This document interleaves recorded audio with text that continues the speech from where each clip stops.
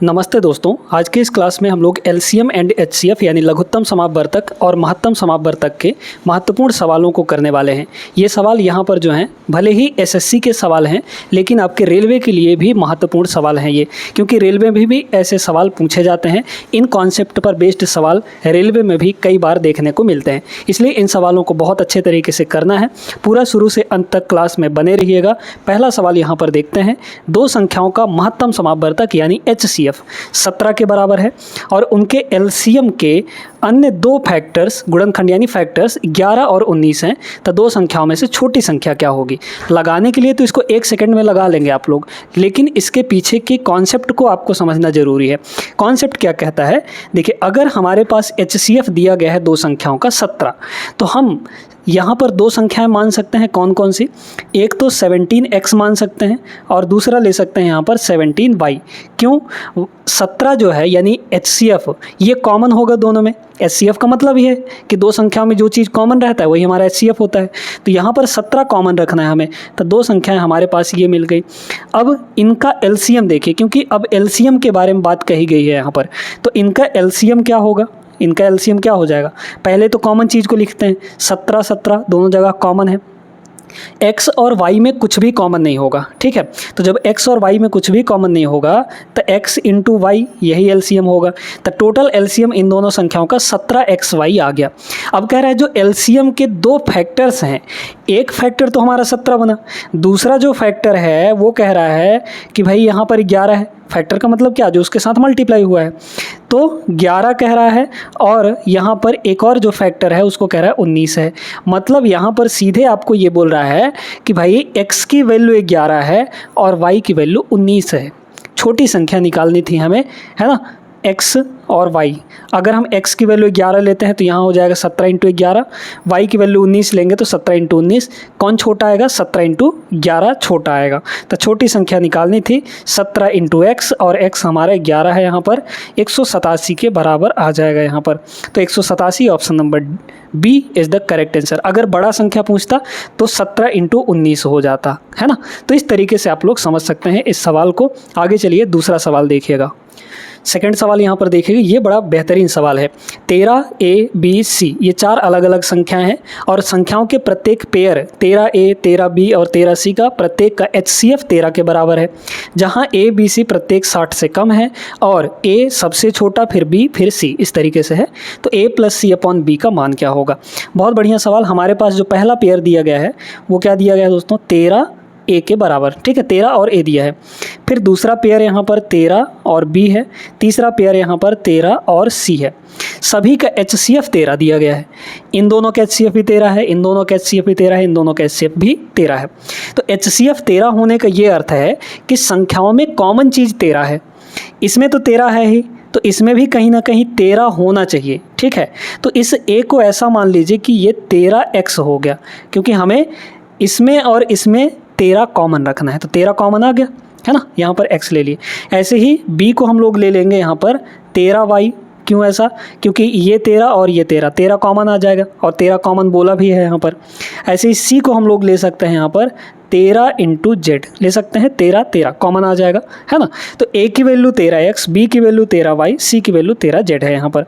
ध्यान से अब समझिएगा, a की वैल्यू 13 इंटू x है, b की वैल्यू यहाँ पर 13 इंटू वाई है और c की वैल्यू यहाँ पर 13 इंटू जी है। अब हमें कह रहा है कि a, b, c सब अलग अलग संख्याएं हैं और ये 13, मतलब ये चार संख्याएं अलग अलग हैं। तो अगर हम साथ में ये भी बोला है कि a, b, c तीनों की वैल्यू 60 से कम होनी चाहिए। अगर मान लीजिए कि x की वैल्यू हम 1 लेते हैं तो 13 1 कम 13, a की वैल्यू 13 आ जाएगी। जबकि यहाँ पर तो बोला था कि 13 a, b और c सब अलग होने चाहिए, तो 13 के अलावा a, b, c होंगे, है ना। तो x की वैल्यू 1 नहीं ले सकते क्योंकि 13 आ जा रहा है और 13 यहाँ पर दिया है तो उसको 13 ले नहीं सकते। तो x की वैल्यू हम लोग 2 लेके देखते हैं तो कितना आ जाएगा, 13 दूना यहाँ पर 26 हो जाएगा, ठीक है। इसके बाद y की वैल्यू क्या फिर से 2 ले लें, 2 ले लेंगे अगर तो 13 दूना 26 हो जाएगा, a और b बराबर हो जाएगा।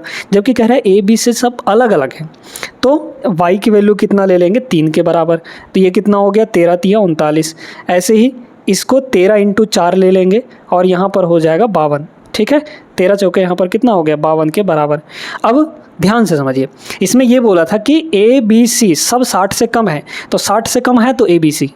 अगर हम 5 ले लेंगे तो 13 × 5 = 65 हो जाएगा, 60 से ऊपर चला जाएगा, इसलिए 5 ले नहीं सकते। क्लियर हो गया। साथ में ये कंडीशन भी सेटिस्फाई हो रहा है कि ए सबसे छोटा है, फिर उससे बड़ा बी है, फिर उससे बड़ा सी है, तो ए बी सी तीनों की वैल्यू मिल चुकी है, इसमें रख दीजिए।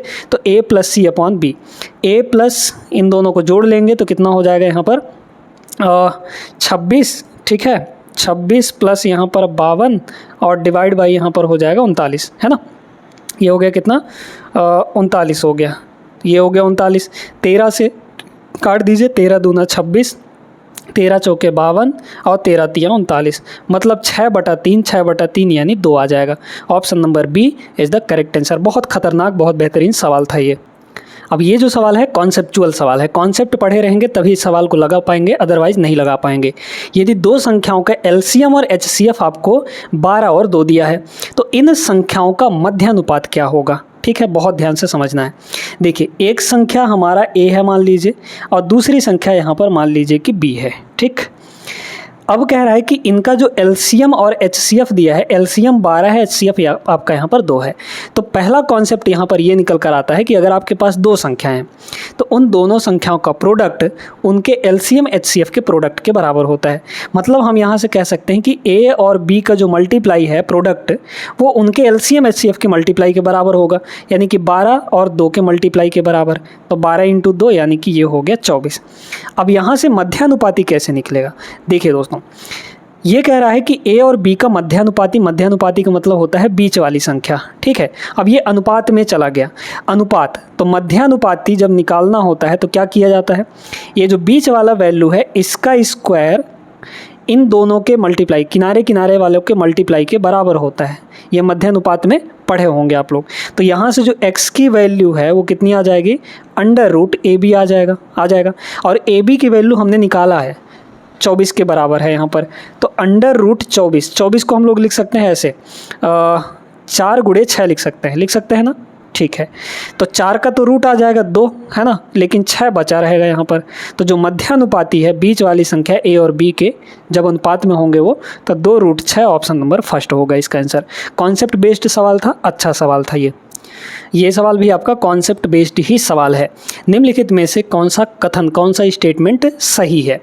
2 अभाज्य संख्याएं, अभाज्य संख्याओं का मतलब होता है यहाँ पर कि जो प्राइम नंबर्स, आप जानते हैं ना कि जो संख्याएं खुद से और एक से ही कट पाती हैं, किसी और संख्या से नहीं कटती, वो प्राइम नंबर्स होती हैं।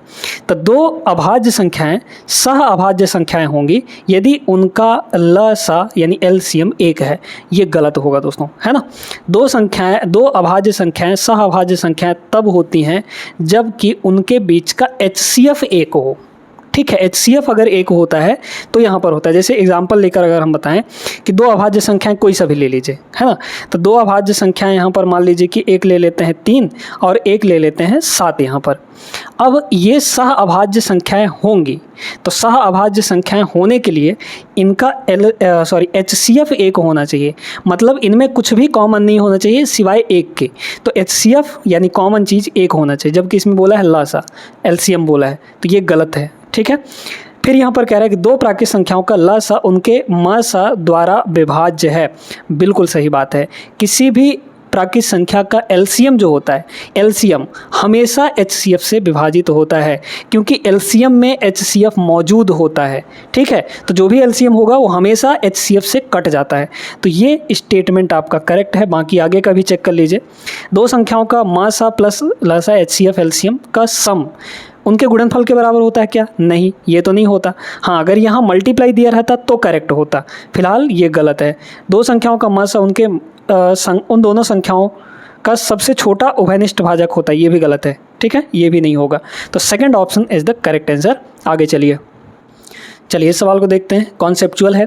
3 अंकों की उस बड़ी से बड़ी संख्या और 4 अंकों की उस छोटी से छोटी संख्या के अंकों का योग, मतलब जो भी वो संख्या है उनका योग क्या होगा जिनका मसा यानी एचसीएफ 23 है।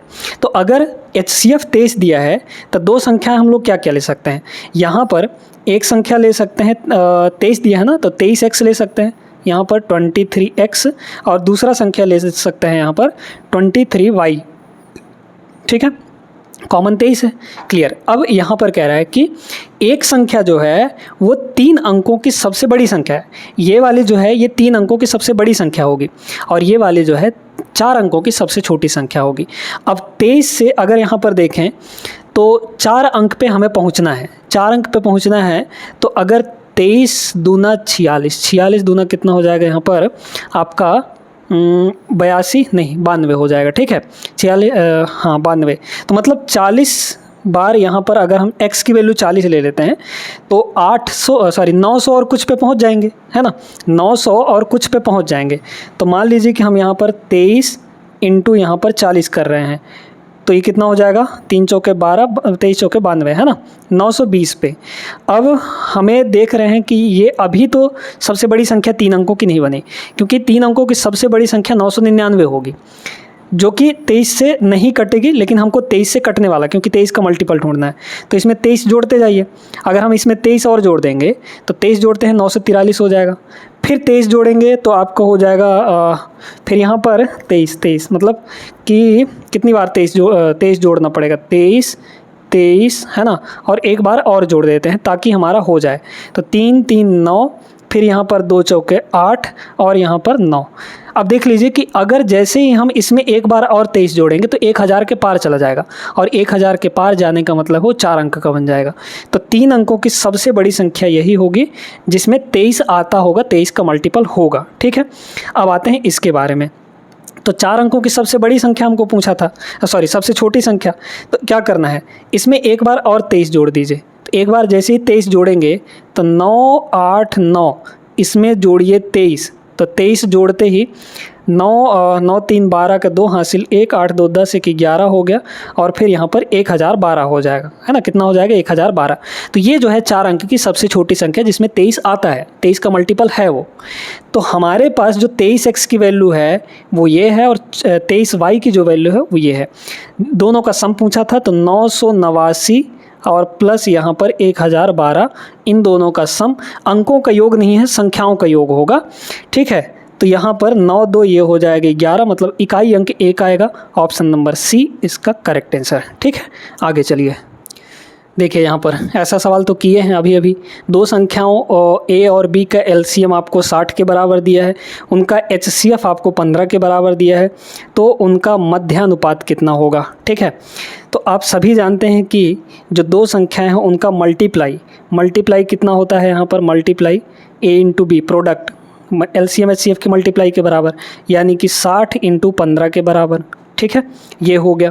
फिर कह रहा है मध्यानुपात, तो ए और बी का मध्यानुपात क्या आ जाएगा, x अगर हम लोग माने तो ये हो जाएगा √AB, इसका कॉन्सेप्ट तो बता ही चुके हैं। तो ये सीधे सीधे कितना आ जाएगा, AB आपका कितना होगा, 15 छक्के 90, मतलब 900 हो जाएगा ये, ठीक है। तो ये हो गया आपका 900, AB की वैल्यू 900, तो 900 का रूट आ जाएगा 30 के बराबर। इसमें आपको पेन भी चलाने की ज़रूरत नहीं थी वैसे, ठीक है। ऑप्शन नंबर फर्स्ट करेक्ट है। आगे चलिए, देखिएगा इसमें क्या कह रहा है। मान लीजिए कि x बराबर 224, y बराबर 322 है।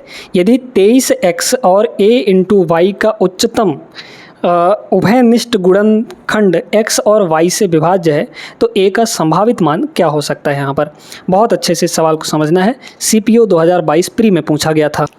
देखिए कह रहा है कि 23x और ay का उच्चतम उभयनिष्ठ गुणनखंड यानी HCF, ठीक है। उच्चतम उभयनिष्ठ गुणनखंड का मतलब होता है HCF, highest common factor, x और y से विभाज्य है। तो यहाँ पर हमारे पास 23x का मतलब दिया है हमें यहाँ पर, तो 23 इंटू x यानी 224, ठीक है।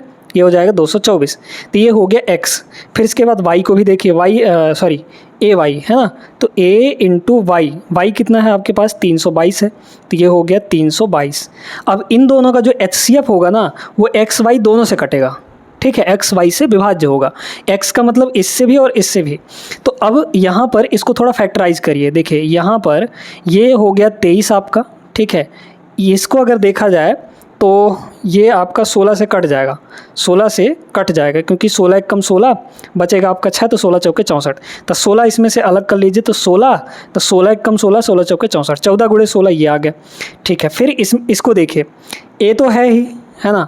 इसको अगर देखें तो क्या इसमें 14 से कटेगा क्या, 14 दूना 28 बचा 4, 14 तियाँ 42, हाँ ये भी 14 से कट जाएगा। तो इसको लिख सकते हैं 14 दूना 28, 14 तियाँ 42 यानी कि 23 गुणे 14, इसको लिख सकते हैं 23 गुणा 14। अब कह रहा है कि जो इन दोनों का HCF होगा वो इससे और इससे कटने वाला नंबर होगा, ठीक है। तो ये बताइए, इसमें 16 है, इस 224 में 16 और 14 है, इस 322 में 23 और 14 है ना। यहाँ पर 16 मिसिंग है, इस वाले वैल्यू में 16 मिसिंग है, क्योंकि अगर 224 से कटना है तो इन दोनों में कॉमन 16 होना चाहिए, कॉमन 16 होना चाहिए, लेकिन इसमें तो कॉमन है ही नहीं। तो ये जो A की वैल्यू है ये हमें 16 लेना पड़ेगा, तब जाके यहाँ पर इसका और इसका पूरे का कॉमन इन दोनों से कटने वाला आएगा, ठीक है। तो A की वैल्यू 16 हो जाएगी, option number D is the correct answer. बढ़िया सवाल था, आगे चलिए सवाल नंबर 8 देखते हैं। दो संख्याओं का LCM और HCF आपको दे रखा है। यदि लघुत्तम समापवर्तक पहली संख्या का 17 गुना है तो दोनों संख्याएं ज्ञात कीजिए। यहाँ पर LCM जो है दोनों संख्याओं का, ठीक है। LCM हमारे पास कितना दिया है, कह रहा है पहली संख्या का 17 गुना, तो पहली संख्या यहाँ पर A मान लेते हैं और दूसरी संख्या यहाँ पर B मान लेते हैं, ठीक है। तो कह रहा है कि भाई कॉमन तो आपको, ठीक है चलिए कोई बात नहीं है। यदि LCM जो है पहली संख्या का 17 गुना है, तो पहली संख्या A है, तो A का अगर 17 गुना कर दें तो ये LCM के बराबर होगा, और LCM दिया कितना है 1105 दिया गया है। तो A की वैल्यू यहाँ से कितनी आ गई, A की वैल्यू बताइए, डिवाइड कर देंगे तो 17 छक्के 102, फिर यहाँ पर बचा 8, तो 17 पचे 85 यानी A की वैल्यू 65 आ गया। तो जब पहली संख्या 65 है और कह रहा है कि HCF भाई आपका 5 होना चाहिए, है ना, तो दोनों संख्या निकालनी है। तो 65 आपका यहाँ है और यहाँ है, ये दोनों तो होंगे नहीं, ठीक है। अब इन दोनों में से देखना है कौन सा होगा। अब इसमें देखिए कि ठीक है पहली संख्या का 17 गुना है, HCF आपका यहाँ पर 5 के बराबर दिया गया है। अब इसको कॉन्सेप्ट से लगाएंगे, ठीक है। हमारे पास चूंकि 2 ही ऑप्शन बचे हुए हैं, अब बड़े गौर से समझना है। कह रहा है HCF दोस्तों 5 होना चाहिए, 5 के अलावा कुछ भी कॉमन नहीं होना चाहिए आपका, ठीक है। 5 के अलावा कुछ भी कॉमन नहीं होना चाहिए। तो इसमें जो A पहला संख्या आया है वो तो इतना आ गया है, ठीक है यहाँ पर।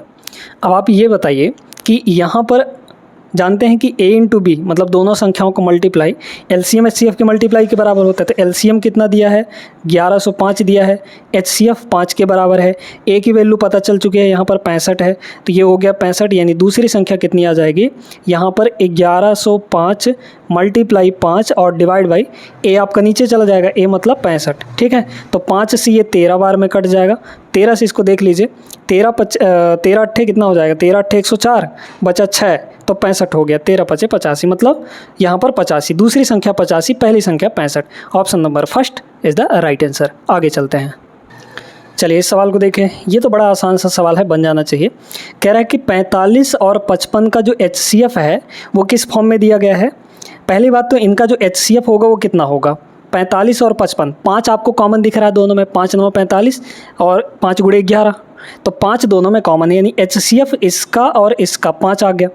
यही जो HCF है किस फॉर्म में दिया है, 55 इंटू 5 है ना, 55 इंटू 5 और प्लस 45 M के बराबर दिया गया है, ठीक है। अब देख लीजिए क्या आएगा, M की वैल्यू यहाँ से कैलकुलेट कर लेंगे, 5 गुणे 55 है ना, और 5 गुणे 1 है यहाँ पर, तो 5 5 कॉमन, 54 इंटू 5 आ जाएगा।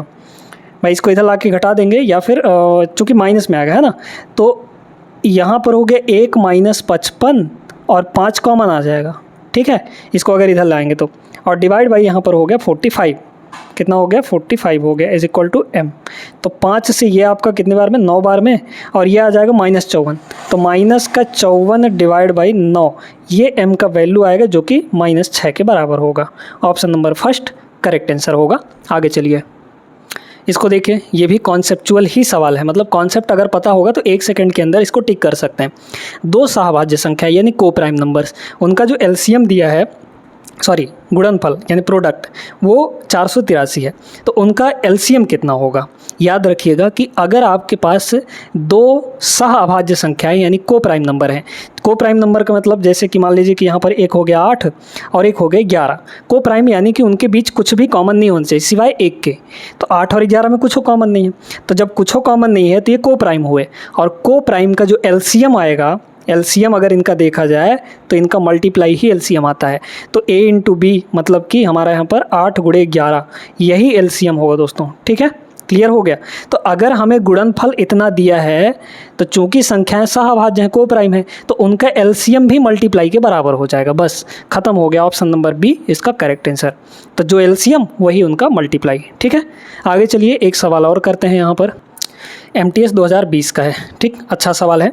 2 अंक की संख्याओं का HCF 19 है। तो जब HCF 19 है तो दो संख्याएं 19x और 19y मान सकते हैं ना, बिल्कुल माना जा सकता है। कह रहे हैं कि उनका जो योग है, संख्याओं का योग कितना के बराबर है यहाँ पर 152 के बराबर। तो 19 से हर जगह डिवाइड कर दीजिए तो हो जाएगा x प्लस वाई, और उसको 19 से डिवाइड करेंगे तो कितना हो जाएगा ये 19 9 8 72। हाँ ठीक है, 19 8 152 हो जाएगा। ठीक है, तो 19 8 152 ये हो गया। तो x प्लस वाई की वैल्यू यहाँ पर 8 हो गई। हमें अंतर बोला था।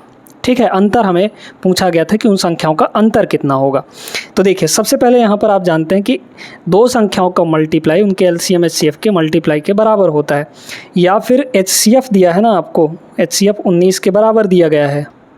अब हमें अंतर चाहिए। अंतर का मतलब ये हुआ कि भाई यहाँ पर 19x पहली संख्या और दूसरी संख्या यहाँ पर 19y, इन दोनों का डिफरेंस चाहिए। तो डिफरेंस के लिए 19 को कॉमन ले लेंगे और यहाँ बचेगा x माइनस वाई, मतलब हमें x माइनस वाई की वैल्यू चाहिए यहाँ पर।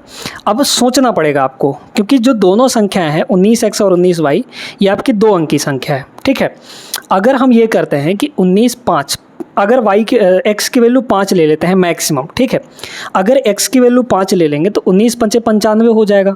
अगर 6 ले लेंगे तो वो 3 अंक का बन जाएगा, मतलब 100 से ऊपर चला जाएगा। ठीक है, तो इसलिए x की वैल्यू मान लीजिए कि अगर 5 ले लेते हैं यहाँ पर 19 × 5 95, तो अगर ये 5 लेंगे तो इसको फिर 3 लेना पड़ेगा। ठीक है, तो 19 3 ये हो जाएगा। अब 5 और 3 ये तो आ गया। ठीक है, तो इनका हमें डिफरेंस देख लेना है। भाई ये कह रहा था कि जो दोनों संख्याएं हैं वो 2 अंक की होनी चाहिए, तो 2 अंक की होनी चाहिए। ठीक है, तो 5 और 3 ले लिए, x की वैल्यू 5 हो गई, y की वैल्यू यहाँ पर 3 आ गया, क्योंकि x प्लस वाई दोनों 8 हो रहा था। अब हमें x माइनस वाई चाहिए, तो यहाँ पर 2 आ जाएगा, 5 माइनस 2, तो ये हो गया 19 इंटू यहाँ पर 2। ठीक है, 38 के बराबर आ जाएगा। बढ़िया सवाल था, यहाँ पर कॉन्सेप्चुअल सवाल था, इसलिए अच्छा सवाल था। उम्मीद करते हैं क्लियर हो गया होगा। ये वीडियो लाइक कर दीजिएगा और चैनल को सब्सक्राइब जरूर कर लेना है। मिलते हैं अगले क्लास में, तब तक के लिए जय हिंद।